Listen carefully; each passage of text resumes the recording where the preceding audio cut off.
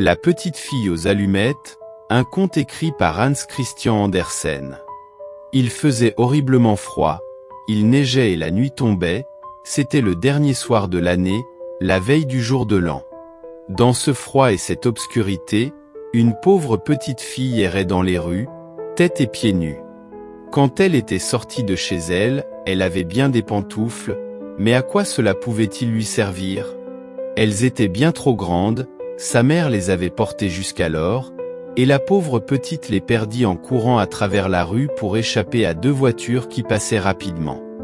L'une des pantoufles ne put être retrouvée et l'autre fut emportée par un gamin qui disait qu'elle lui servirait de berceau quand il aurait des enfants.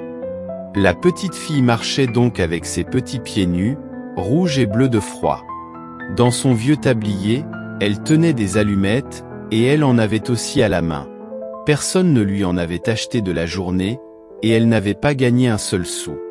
Elle mourait de faim et de froid, elle avait l'air bien malheureuse, la pauvre petite. Les flocons de neige couvraient ses longs cheveux blonds qui bouclaient joliment autour de son cou, mais elle ne songeait guère à sa coiffure. Des lumières brillaient aux fenêtres, un fumet de rôti se répandait dans la rue. C'était la veille du jour de l'an, elle y pensait. Dans un coin formé par deux maisons, dont l'une avançait un peu plus dans la rue que l'autre, elle s'assit en se pelotonnant sur elle-même. Elle retira ses petits pieds, mais elle grelottait plus encore, et elle n'osait pas rentrer chez elle, car elle n'avait pas vendu une seule allumette, pas gagné un seul sou. Son père la battrait, et d'ailleurs il faisait aussi froid chez eux que dehors. Ils n'avaient qu'un toit juste au-dessus d'eux, et le vent sifflait à l'intérieur, bien qu'ils eussent bouché les plus grandes fentes avec de la paille et des vieux chiffons. Ses petites mains étaient presque mortes de froid. Hélas! Une petite allumette ferait du bien.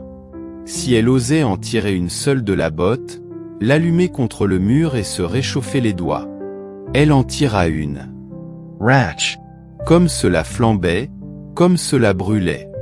C'était une flamme chaude et claire, comme une petite chandelle, quand elle la tenait entourée de sa main. C'était une lumière étrange. La petite fille croyait être assise devant un grand poêle en fonte, avec des boules de cuivre aux quatre coins et une plaque de cuivre en haut. Le feu brûlait si gentiment, il chauffait si bien. Non, qu'est-ce donc? Voilà que la petite avançait déjà ses pieds pour les réchauffer aussi, et la flamme s'éteignit, le poêle disparut, et elle se retrouvait assise, tenant à la main le reste de l'allumette consumée. Elle en alluma une autre, elle brûla, elle brilla, et la paroi où la lumière tombait devint transparente comme une gaze. La petite fille put voir jusqu'au fond de la salle, où la table était couverte d'une nappe blanche et fine, avec des porcelaines splendides, et sur ce même qui fumait une oie rôtie, farcie de pruneaux et de pommes. Et ce qui était le plus merveilleux, l'oie sauta du plat et vint en trottinant se poser devant la pauvre enfant.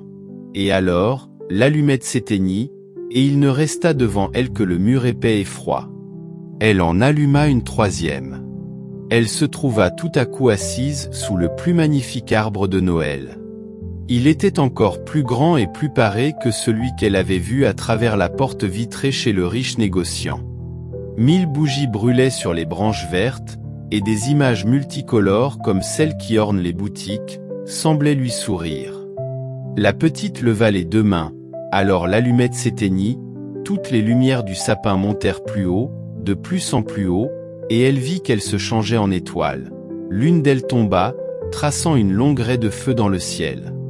Voilà quelqu'un qui meurt, se dit la petite, car sa vieille grand-mère, la seule personne qu'il ait jamais aimée, mais qui n'était plus, lui avait dit « Quand une étoile tombe, une âme monte à Dieu ».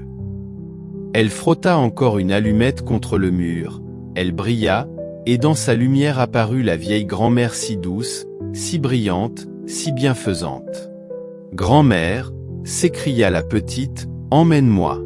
Quand l'allumette s'éteindra, je sais que tu disparaîtras, comme le poêle chaud, le bon rôti d'oie et le grand et magnifique arbre de Noël. » Elle alluma en hâte tout le reste des allumettes qu'elle avait dans la botte, elle voulait retenir sa grand-mère. Les allumettes brillèrent avec un tel éclat qu'on y voyait clair comme en plein jour.